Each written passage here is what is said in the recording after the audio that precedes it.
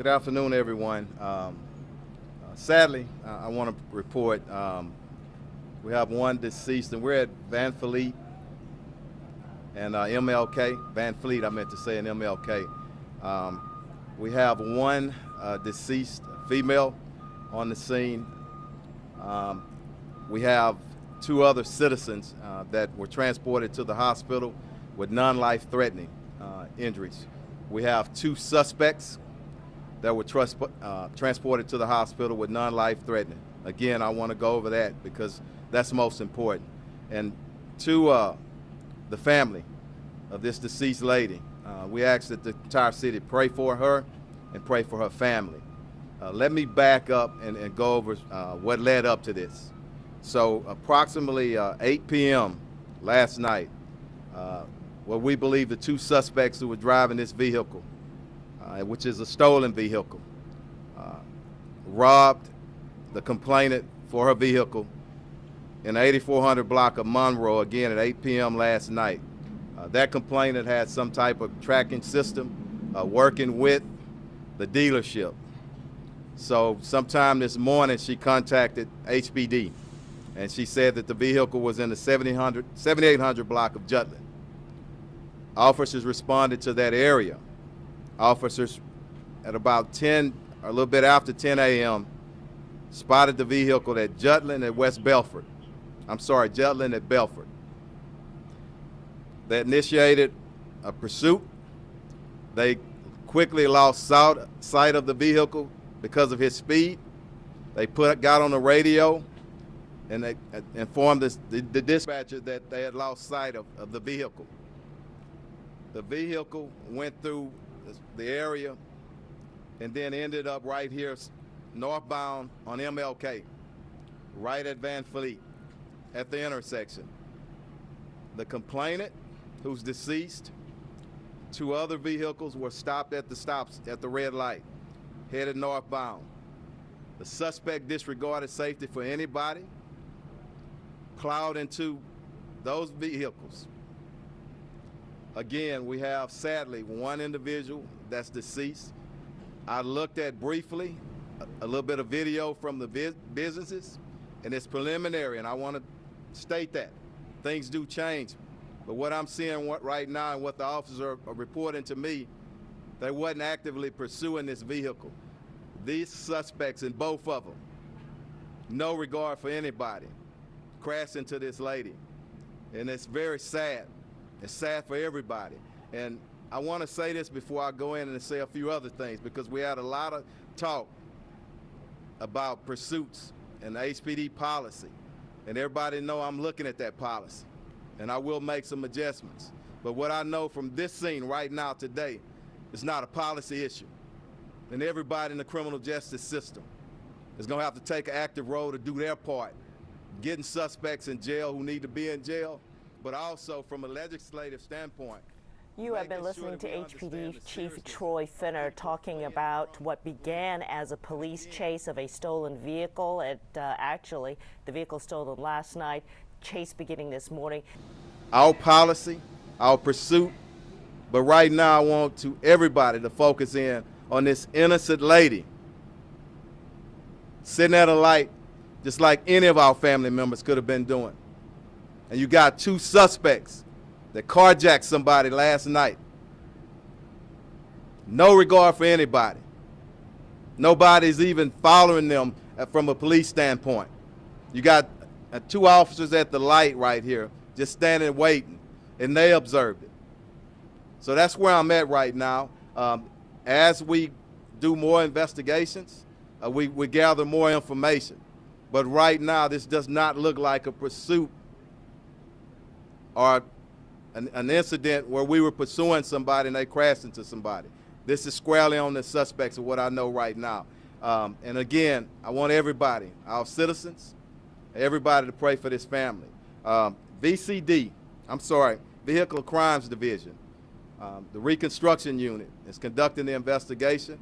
When somebody dies, we'll have administrative ID coming out doing an investigation as well. But again, it's a sad day for this family, and we want to pray for their family. We'll open up for questions. How old were they? I'm not teens, early 20s on both of the. You're talking about the suspects, right? Yes. Yeah, both of them. And we'll get more information out as we file charges, because I do expect, and I didn't say that, thanks for asking about the suspects. I do expect, and we're contacting with the DA's office right now. I do expect them to accept murder charges, because this is what it is. Two suspects right now that I know of. Go ahead. I heard from bystanders that there were, maybe being held at gunpoint at the initial stage. So can you kind of talk about taking them into custody?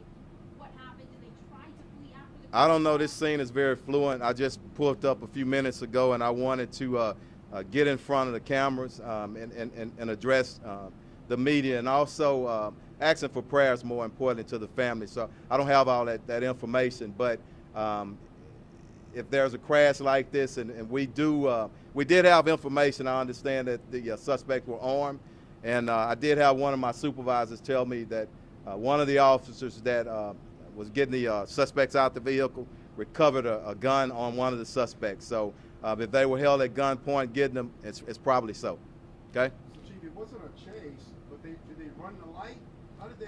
I think based on the video that I saw, and I know some of the media saw it, it appears to me, and again, I want to have time. You can't just get a full understanding on everything that happened until you fully evaluate all the video. That hadn't happened. But what I see right now is that victim, that innocent poor lady, sitting at the light waiting for the red light with the other vehicles, and this suspect come blowing up at a high rate, crazy speed, ran into him and killed that lady. So that's what I know right now.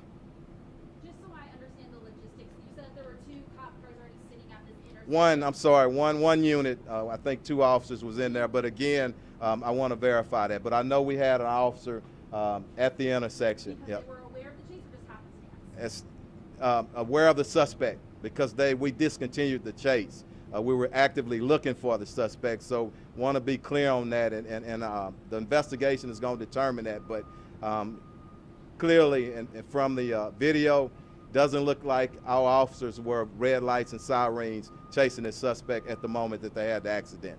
It was a pursuit initially that the officer rightfully, and we do this a lot, when you lose sight or it's getting too dangerous, he terminated the pursuit.